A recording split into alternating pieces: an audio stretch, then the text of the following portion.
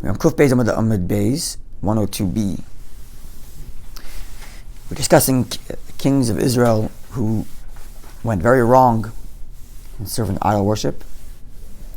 And we've been talking about also how these kings, kind of what we're talking about earlier here, were not simply fools who stumbled into these things, but were highly intelligent individuals who were well versed in Torah, and nonetheless still faltered. So, Bashkacha Pratis, by divine providence, I was reading a talk from the Rabbi in 82, and there the Rabbi says something that not about this Gemara at all, but I think it informs a bit about this Gemara, especially the Gemara is about to come, about Achav. Just like this, they were talking about Adam Hardishin, and how within the first few hours of his life, he had one commandment that he heard directly from God and couldn't do it. And it wasn't the commandment, don't ever eat from that. He could have waited a few hours and would have been able to eat from that tree. And yet, notwithstanding the fact that he's Yitzir Kapov Shel HaKadosh Baruch Hu, which means he's the handiwork of Hashem directly, God made him. He heard God speak to him directly to do one mitzvah. And he couldn't do it. So the Rebbe says there are two lessons to be learned from this. And I think it's going to inform this Gemara, these two lessons. One is, Al Tamin Ba'atzmacha. It's a lesson of the Gemara.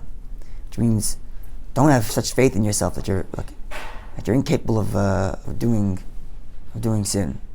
If Adam Rishon, who had one commandment, who heard directly from God and still couldn't handle it, then certainly a Yid who heard their commandments 3,500 years ago and has 613 of them, anybody can fall. So you have a Perek Chelek, if Yochanan Kohen got 80 years and became Sedut. Al Tamim Ba'atzmacha. Right? I just heard actually this week, someone told me, we were talking about naivety at the Fabringen, and someone mentioned that he heard a word that naivety is not, I don't know if it's a purely accurate Webster dictionary translation of the word naivety, but it's a nice word anyway. It says that naivety is not really somebody who, when something happens terrible, says, how can such a thing happen? And naivety is perhaps more somebody who thinks, oh, that can never happen to me. Right? That can never happen to me. So, it's the first lesson of Adam Rishon. If it could happen to him, it could happen to anybody. That's number one. Number two, the second half of the lesson is how you treat somebody else. You see somebody else doesn't have Aveda, you have to condemn him and say he's the worst person in the world. Adam Rishon also failed. And Adam Rishon was a much greater level than this Yid you're meeting. And this Yid has 613 commandments, and Adam Rishon only had one. And Adam Rishon still failed. So this guy has 613 commandments, and one of them he doesn't do exactly the way you think he's supposed to, and you're condemning him. So it's a lesson how one should treat oneself. That could happen to anybody. Be on guard, and a lesson how you treat somebody else. Judge them favorably. I think. So it's also Perek Chelek. Yeah, there's not the Rebbe's inventions, but I'm pointing it out from other Rishon. That's correct. There were quotes that Perek Chelek in this talk, especially as explained at length in Tanya. There's a whole chapter dedicated to that perek of not judging somebody until you're in their place. So I think in this context, the Gemara here will be understood a little bit more in the very opening lines that we're reading in this Gemara, which is this idea that a person could be in the height of spirituality and in a half a second, without not even noticing it, can slip right into the lowest of the depth.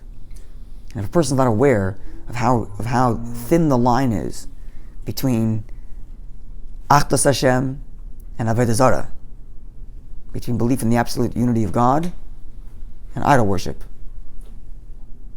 if a person's not aware of that, can very easily slip. So the line between polarities is very thin. In other words, love, hate. That's correct. You've got passion. The line between the madness and genius are near allied was another way Edgar Allan Poe yeah. said. The extremes are not as far as they seem. That's correct. Haftarah Yom Kippur. Exactly. Haftarah Yom Kippur is about the most illicit. The Torah reading at Mincha Yom Kippur is about the most illicit relationships. You're on Yom Kippur, you're in one with Hashem, and we're talking about relationships that half people don't even think about. To remember, as lofty and spiritual as you get, you're capable of the extreme opposite as well, and put your guards up now so you don't have to wait and think you're okay. Right? Okay. So seems to be a parallel with the higher you are spiritually, the lower you can sink. And That's correct. There's a Gemara. like Esau. Correct. Esau Anybody who's greater than his friend, his Yitzhar is greater than him. He's greater. Each person's Yitzhar is comparatively greater. Is greater in comparison to that his spiritual potential, positive potential. Yes. like Esau, and then, for example, That's correct. very high levels spiritually. But in this earth, he was Yeah. Which explains why Yitzhak wanted to bless him, hoping to reveal that right. higher spiritual truth. And so this explains at length. Explains the meeting between Yaakov and Esav in that light. Anyway, okay. So this informs the first and mamish, the opening lines right here in the Gemara today, and then you're going to see how we go forward. It's going to reinforce this idea. So line begins with the word lerabanan, and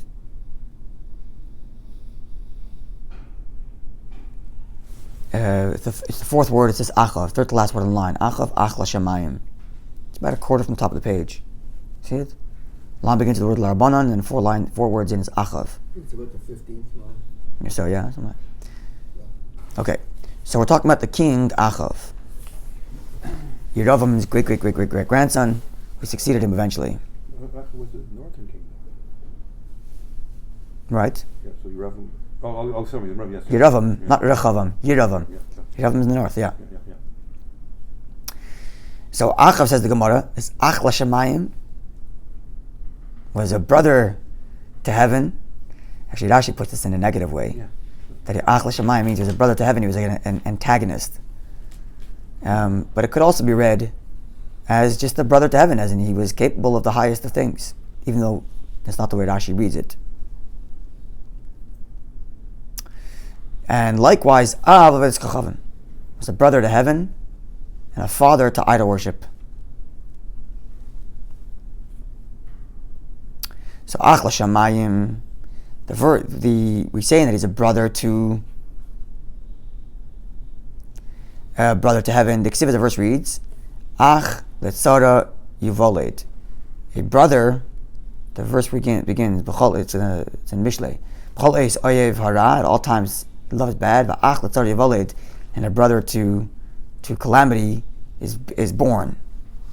So in Rashi's version, that would mean that a brother is someone who brings calamity in this context as an antagonist. But it could also be read that even a brother who's that close can bring calamity. So it's even someone like Achav who's capable of very lofty spiritual ideas and things, nonetheless, can bring calamity. And to what degrees does calamity come? To what degrees is idol worship? What's his relationship to idol worship? Is a father to idol worship. The Ksiv as the verse reads, this verse doesn't tell us that he was a father to idol worship. That we know from the story of his life, as described in Tanakh at length. But the verse that's about to be quoted is to tell us that the deepest relationship, or a certain type of relationship, is very deep, is between a father and son. As the verse reads, "Kerachim avabanim," like a father has mercy on his children. The verse goes on to say, it's a pasuk of Talmud, which we all know. Kerachim avabanim, richim Hashem al yerdeyav. Like a father who has mercy on his child, God has mercy on his children, the Jewish people. Al yerdeyav, on those who have fear in him, are the Jewish people. So the verse is actually quoting this.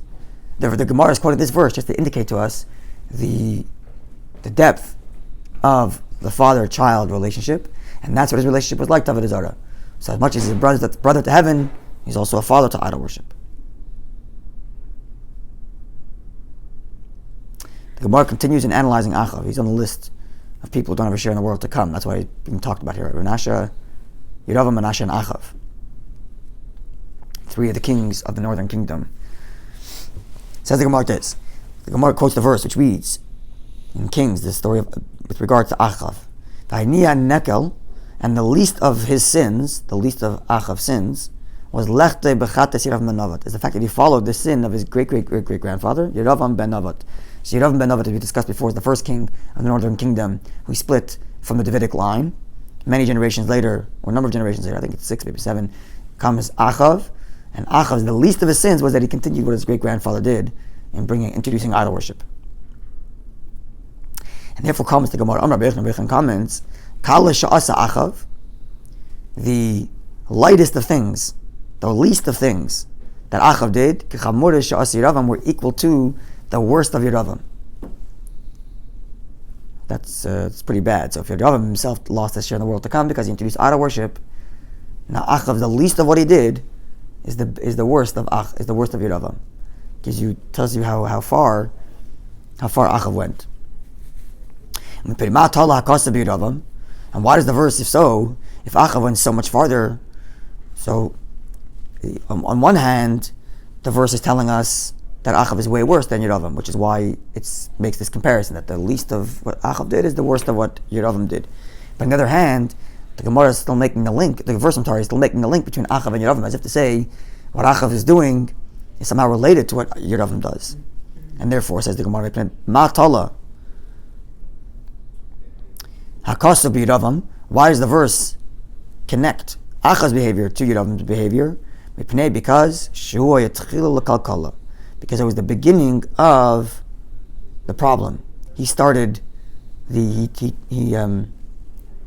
started the path, and that's what it went down. We have the classic example of this is from scriptures, Amalek. Right? There's always the first one who tries to do something, makes it okay. And once it becomes okay, other people can take it much, much farther. There's a letter from the Rabbi written to somebody with respect to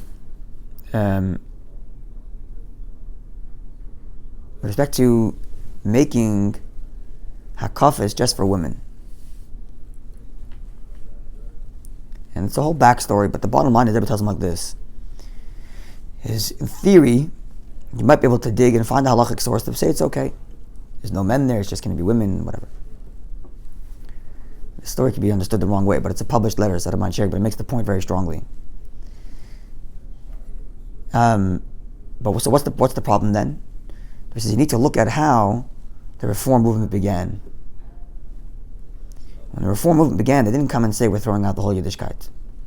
They didn't say that. We're going to do it this way. We're going to do a little bit that way. We'll do a little bit this way. But once you open the channels, the doors of deviating from Minig Yisrael Sabo Tvuna, from the paraphrasing, from the customs of the ancient and wise Jewish people Yisrael. Once you start to deviate from that, then the next person comes along and say, "Look, you changed it already. So change a little bit more here, change a little bit more here, a little bit more here." And a couple of generations later, it's unrecognizable to the original Yiddishkeit. It's a slippery slope. Slippery slope. The person has to have very, very, very broad halachic shoulders to deviate. You know, like something I read recently about. I was reading recently because it's about the way we do V'sein Talmud, about the way we do V'sein Talmud Levracha and Mashav Ruach.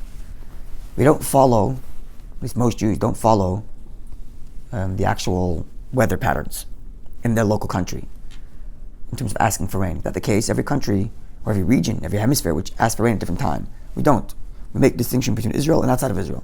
The weather outside of Israel is not the same everywhere. So what do? We all follow the system of Bavel, because Bavel was the first community outside of Eretz Yisrael. They established it to be done in such a way, and we follow. Even if you're living in Australia and it's summer now, not time of rain, you're still asking for rain now, even though in Canada it's not so off, but it's still off. So the reality remains that there are different attitudes. You can read different people write about this and different attitudes. One guy read an article, he goes through the history of it, what the different theories were, why we all stuck with Bavel, and he concludes by saying something along the lines of that this sort of irrational mockery of halacha has to be stopped. It's making Torah look silly. Look, you want to present your opinion, how you came to the conclusion. So if you have a little bit of a sense for the holiness of Torah, then your conclusion is, I don't understand it, but this is the way Jews have been doing it. Like the Aruch HaShulchan who wrote the same thing. He writes, "Ki'ilu nafla baskal min hashamayim tedila bava." You see that line? The Aruch HaShulchan writes, even though it doesn't seem that we should be doing it in such a way, But it's as if a heavenly voice came out that everybody should be doing like Bavel. How does he know that there's a heavenly voice that came out that we should all do Bavel? There is no heavenly voice. He never heard it. Why Ki'ilu? Because he's not doing it. This is the history of our people. You see the history of our people is doing it, so he's not going. He's not. Yeah, he has enough. Sensitivity to the holiness of Torah and the holiness of Jewish behavior that to deviate, even when he has full halacha ground, he's not willing to take it on his shoulders. And this is the Aruch HaShulchan, the greatest halachic authorities of the last 200 years. And a similar thing here. Once a person starts down the path of deviating from that which Jews believe and hold sacred, even if he has all the grounding that to his human logic things make sense, he's opening the door for much worse. And that's what the Gemara is saying over here. Even though Achav's, the least of his sins, were the worst of Yeravam, nonetheless, everything he did is attributed to Yeravam. Because Yeravam was the first one to deviate. And once you begin deviation, it takes a couple generations, and it goes way off the end. That's also maybe the question of a Ramah, especially in the first parak, exactly that thing, the slippery. Sorry? That's maybe the way you can explain Ramah goes the history of the Zohar, to teach you, not only here, but any kind of, because it talks about any kind of deviation, going after your heart, going after your mind, anything even, so that's the slippery, so the same concept, that's maybe why it developed in the parak, in the second parak. The Psalm Sefer's battle cry, Chadash Asam Natarda. Yeah, no, not the Chadash, just... Yeah, no, it's Jones. It's not that, maybe you can make it, but you have to be careful, is it done L'Shem Shemayim, or it's done for other considerations? Yeah. Things do change over time, of course. Like languages, for example, or dress styles, things do change. But the thing is, it has to be always within a framework. But this case of the Mashu or the Geshem, where it discussed by the Rishonim, actually. Of course, it's discussed. He has a very strong story, but the thing is, I want to standardize on one text. However, b'di'evet, if a person makes a mistake in a certain country, that could be different enough to repeat. Yeah, everyone spoke about it and talked about how you can see from a lot of the Achronim who wanted to change the standardized say Talmud there never demonstrates how it was only because they didn't see all the Rishonim. Not all the Rishonim was available to everybody. But if you go back to the original Rishonim, there is this, the Rosh is a famous tshuva. Even though he sees it himself to do it a different way, but because the reality is, Yidden have made it a standard, he sticks to the standardized. So you're talking about the Rosh, who has broad enough shoulders, still doesn't want to change from the way Yidden behave. But the only thing is, b'di'evet, if a person makes a mistake, okay, it's a different story. Yeah. Or not at all. Yeah, that's the thing. It's also, and then we're going to get back to the Gemara before. Where is it all? How do you know if the person is deviating in a proper way or not proper way? If there's arrogance or not. Getting back to Yeravam, was Yeravan's big mistake? It's arrogance. He does it with arrogance. Sometimes even L'Shem Shemayim is still that it has still not a good idea. I feel like they made the original, let's say Mendelssohn, for example. I'm not sure it's arrogance. Maybe he meant well, but it's certainly what happened to his grandchildren. So very aggressive there. Anyway, okay. Yeah. Okay. So the Gemara says like this. The Gemara now quotes a pasuk which reads, "Further discussion on Achav's downfall or his degeneration into idol worship." The verse reads describing that era as Gam is b'chaisam, also their altars, kegalim al talmei, I pronounce the word, al talmei shadai, and their altars were like galim are mounds, but they're mounds made of like it depends actually. It could be Sadai from fields. Yeah. Sorry. Sadai. Yeah, sadai like the fields. Yeah. Here. Yeah, gal could also waste. It's droppings, like droppings of goats. All over the place. Yeah. So their idol worships were as prevalent as droppings. Everywhere. That's the verse says on the droppings on the mounds of fields. Amar Rabbi Yechon says, "Ein lach kol telem be'Eretz Yisrael shel him and the love achav v'edes kachavim yishtachav aloi." It was so prevalent that there was not a mound in all of Israel upon which Achav didn't put an idol worship and bow down to it. It was everywhere. Says the Gemara, and how do you know it doesn't come to the world to come? How do you know it gets cut out? Which is interesting. The Gemara even asks this. After telling us how bad he was, the Gemara is still not sure. It needs a verse to tell us. Just because you see someone bad, if the Gemara is going to say for sure he has no worse share in the world to come, well, if the verse says, then we know. So the Gemara wants the verse. Because he's one of the three people mentioned in the Gemara. The Mishnah has people who lost their share in the world to come. One of the three kings, I should say. There's other people mentioned. There are also four commoners. So what's the verse which backs it up? The pasuk says like this. It's a verse in Malachim which says, V'ichrati, and I've cut off. La'achav mashnin bekir va'otzev va'ozev b'Yisrael, and I've cut. The literal meaning of the verse is that he's been cut off from his friends, who've abandoned him and let him go from Israel. Also means we no offspring. Every whole family comes to an end. Yeah, in other words, he's been cut off from all of his supporters. But you can make a play on the words and say Otzev Ozev Yisrael, that he, not that the people are being cut off from him, but that he is being cut off from Israel. And him being cut off from Israel is said in two terms: Otzer v'Ozev, cut off and abandoned. And therefore, says the Gemara, Otzer b'Olam Hazeh, cut off in this world, v'Ozev, and abandoned b'Olam Hazeh, in the world to come. So he's cut off from his people, both in this world and the world to come, thus indicating that he lost his share in the world to come. Now comes the flip side, which is like this. And this gets back to something we started with, which is people who are on such lofty levels are capable of falling so low. So Rabbi Yochanan says, this is all Rabbi Yochanan speaking. Why did Omri merit to be the king, even though he's king of the northern half of Israel? He was the father of Achav, Omri, and so why did he become king? What did he do to merit to become king? Says the Gemara, because he was successful in adding one big city to Israel. Just in the merit of that, the merit of expanding the border of Israel to include one more city, he was merited to be king. As the verse reads, Vayiken esahar shamran me'es shemar b'krachim kesef vayiven esahar vayikar Hashem ha'ir hashabon Hashem shamar adoni ahar shamran, which is basically a description of how he was successful in buying and purchasing the mountains of Shomron from the guardians of these krachim, of these places, with lots of silver, and he built in the mountain, and he called the place named after the person who was there before, Shomron, and therefore became known as Samaria, the Shomron, named after the person. So the fact that we call the area called Shomron is named after a non-Jew from whom Omri purchased that area and was successful in annexing to make the part of Eretz Yisrael, and therefore successful to be king. Which leads to the main point, which is, Amar Rabbi Yochanan says, why did Achav merit to be king for 22 years? And this is the amazing thing. The same guy who built idol worship as prevalent as goat droppings all over Israel, this same person, why did he become king? Because he honored the Torah that was given in 22 letters. And thus he got 22 years for each of the letters. So the guy honored the Torah and had idol worship at every corner. Same guy. Where's the contradiction here? Yeah. That's why it goes right back to what we began with.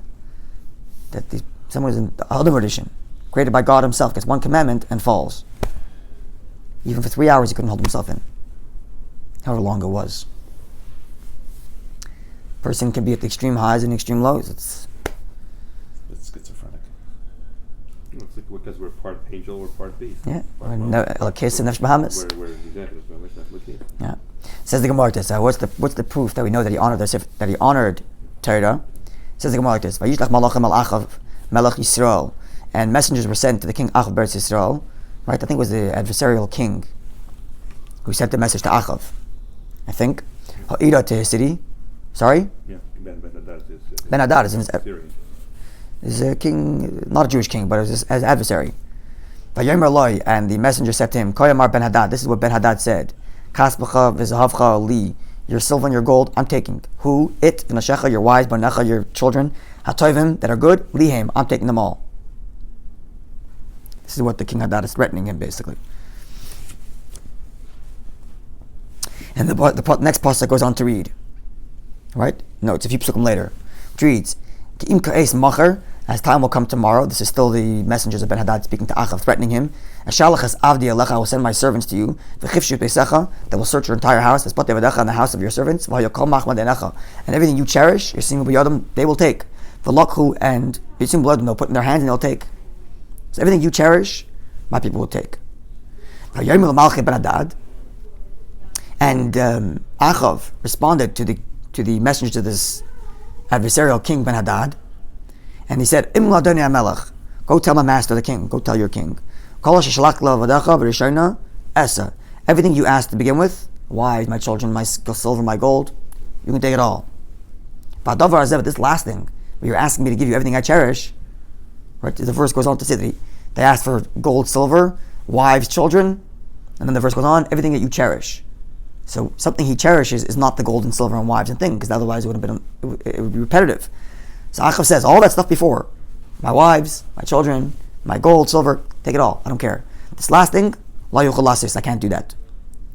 So the Gemara wants to know, what's this thing that he cherished that he wasn't going to give up? What was the thing that he was cherished that he didn't want to give up? Says the Gemara, lav, is it not? Sefer Torah. Says the Gemara, why is it a Sefer Torah? Maybe it was idol worship that he didn't want to give up. Yeah, that's what I thought it was. Right? Yeah.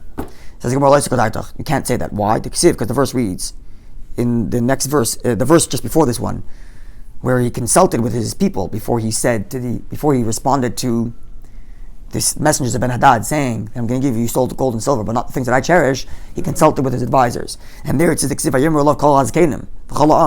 all of the elders and all of the people told him, like, don't listen, don't give in.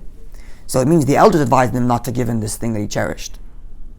So the assumption is that the elders the Torah is calling them elders, then they must be Torah elders.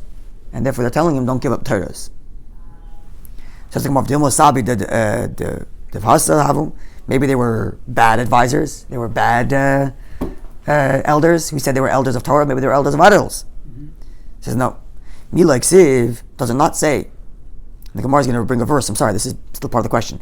The Gemara is bringing a verse not to prove that the Torah or Scripture can refer to elder advisors of idol worships as Zakanim. Because it says, it says, with respect to Avshalom, in his battle against King David, Avshalom is one of David's children who had a failed attempted coup against his father David. And of course what he did was a bad idea. And yet it says that he consulted with the elders and they gave him his approval. So the elders doesn't automatically mean elders of Torah, but it means, could be any elders. And therefore the fact that the elders told Achav, don't listen to them and don't give away that which you cherish, is not an indication that it's something holy. It could be idol worship. And his elders are also idol worshippers, telling him not to give it up. Says the Gemara, no. So if Amar Yosef Sabi Devasa, that Yosef confirms that the elders with Avshalom were bad elders, and therefore perhaps in our verse also the elders that are talking to Achav and advising him to keep the stuff that he cherishes are bad elders, and therefore they might actually be idol worship. Says the Gemara, no. And this is a beautiful thing. Hasam, there by Avshalom, when it said that they consulted the elders, and they were clearly negative elders, they were bad advisors, like Siv Chalam, it doesn't say all the people agreed. But Hacha here, when Achav consulted the elders, Siv, it reads V'chalam, all the people. So it's not just the elders that said, don't give in to that which you cherish. Don't give that up. All the people did. Now if all the Jews agreed that Achav shouldn't give it up, all the Jews, there has to be good amongst them. And all the Jews would not agree for him to keep idol worship, even if majority would. Because it's not possible that amongst all the Jewish people there weren't some tzaddikim. And therefore if all the Jews agreed, yes, that's a good idea, then that means it has to be something holy. It's a bit reminiscent of a Purim story. Which means, now think about this like this way. So let's say 70% of the people are idol worship, and 30 are still following the ways of Torah. Who advised them to not give up Torah? All the people. Even the ones who are worshiping idols. The fact that it's everybody proves that it has to be Torah. In other words, like this. For all Jews to agree to abandon God, impossible. But for all Jews, even Jews who abandoned God, to say don't give up Torah, that's a possibility. Isn't that amazing? Yeah, that's what the Gemara is saying. The notion that all Jews would agree to abandon Torah, impossible, says the Gemara. From the fact that Achav consulted all Jews, and it must be that whatever he was told has to be a good thing. Because if all Jews agreed, it has to be good. And therefore whatever he cherished must be holy. Even though 70% of the people telling him to keep that cherished thing are idol worshippers. So the Gemara is like a premise about Jewish people is that it's impossible all Jews would agree to do something negative. But all Jews, even Jews who outwardly are behaving terribly, would agree to do something good. And therefore it must be, when he consults all people and they tell him, don't give up that which you cherish, it must be a Sefer Torah, it must be something holy. And thus, this is amazing. And thus, as a result of that, the Pintel Yid never Yid. This is the Gemara's indication for a Pintel Yid. Yeah.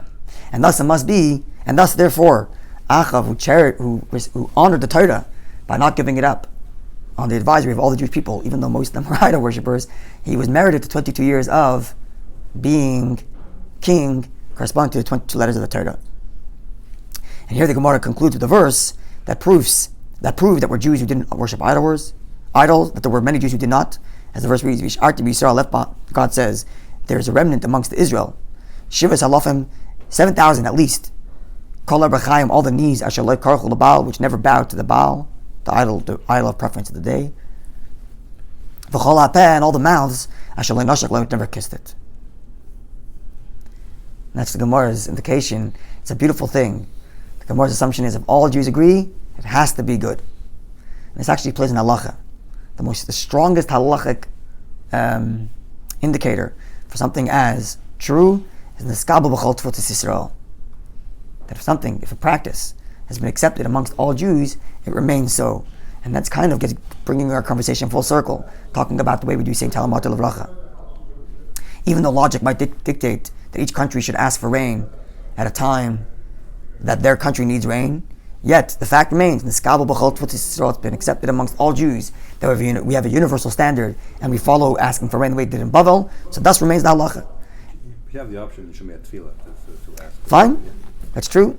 And therefore, that's right. So, and therefore, even the greatest halachic authorities, the Rosh, Aruch HaShulchan, who may see logic in one way, would never deviate from what all Jews do. Because if all Jews do it, it must be holy and good. But you have the option though to modify it in the Shemiyat. But Chas v'Shalom, to abandon the way Jews do it. It's an amazing thing. Even though it's not explicitly stated anywhere, it's a Takanas Chachamim. But they all accept it as if it's a Takanas Chachamim. Because if all Jews do it, it must be good. An amazing, amazing thing. There's the issue with the apostate cities where if they're all practicing idol worship, Yeah. right? It has to be, the halakha is it needs to be destroyed. Yeah. I mean, they could be behaving poorly, but still. If I'm not first of all, the Gemara said that it never happened, never will happen. Never happened. But the other thing is that isn't the halacha that there has to be at least some people who aren't worshiping idols. Everybody does it, and it's a problem. I think it has to be all. No, I think it has to be. Oh, okay. I think it has to be some that aren't, and they come out. They have to leave the city. They have to leave. I'm not sure that's Let's check this up. It would be contradiction. We're not all Jews. Yeah, all Jews is not one city. One city is different. Yeah. But even so, I have to remember exactly. One city, it's not a country. Yeah. Yeah, it's not talking all Jews. God forbid. That's right. No, it's one city. No. It's one city. It's one city. Yeah. The one city can happen. In Nedicha. In Yudachas, I have to look up the halacha. It's possible that in one city could be, but that wouldn't be contradiction. We're talking here the whole country. But even there, I think Okay, we should look this up. But I'm not mistaken. There certainly is the possibility that there could be tzaddikim there, and I'm pretty sure it seems supposed to be like that way. If it's everybody, then something's wrong. That's for Sanhedrin, because everyone agrees when that person's guilty. But I'll check. Let's look at it. And I don't remember. Anyway, the principle still remains. Yeah, the principle still remains. Have a wonderful day, buddy. Yeah.